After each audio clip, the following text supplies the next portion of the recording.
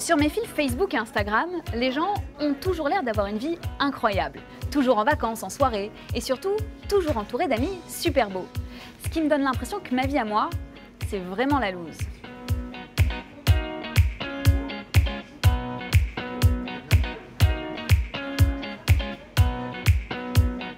Personnellement, mes vacances sont toujours moins réussies que celles de cette fille. Je ne croise jamais de célébrités dans mes soirées et mon appartement ne ressemble absolument pas à un catalogue de déco.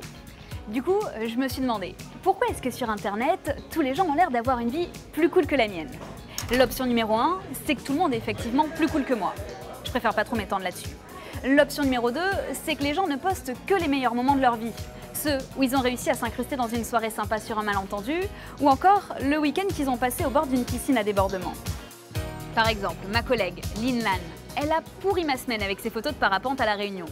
Mais si on veut rappeler la vérité, il faut dire que les 3/4 de sa vie, elle les passe au bureau, à côté de la machine à café. Ces moments-là, les gens ne les mettent jamais en ligne. Étrangement, on ne les voit pas moisir en pyjama sur leur canapé un samedi soir. Du coup, moi, forcément, quand je passe mon 3e samedi d'affilée devant Game of Thrones, j'ai un peu l'impression d'avoir raté ma vie. Il y a d'ailleurs plusieurs études qui font lien entre le temps passé sur les réseaux sociaux et la dépression. La dernière a été réalisée par une université américaine. Les participants qui passaient le plus de temps sur les réseaux sociaux avaient 2,7 fois plus de chances d'être déprimés que les autres. Et en plus, à force de vouloir publier le cliché parfait et de compter notre nombre de likes, on oublie parfois de profiter d'un moment vaguement sympa. L'écrivain Guy Debord parlait déjà de ce phénomène en 1967. Je le cite, « L'aliénation du spectateur au profit de l'objet contemplé s'exprime ainsi, plus il contemple, moins il vit. » Et au fond, il ne faut jamais oublier que la photo que vous voyez, ce n'est qu'une petite partie de la vérité. Une blogueuse vient de poster une vidéo là-dessus.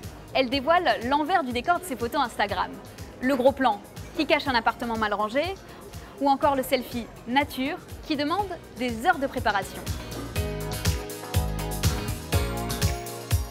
Par exemple, moi, vu comme ça, mon métier a l'air sympa, et si je poste cette photo sur Facebook, tout le monde va liker, mais dans les faits, je passe comme tout le monde le plus clair de mon temps sur mon ordi. Et ouais, désolé, ma vie, c'est pas vraiment la folie.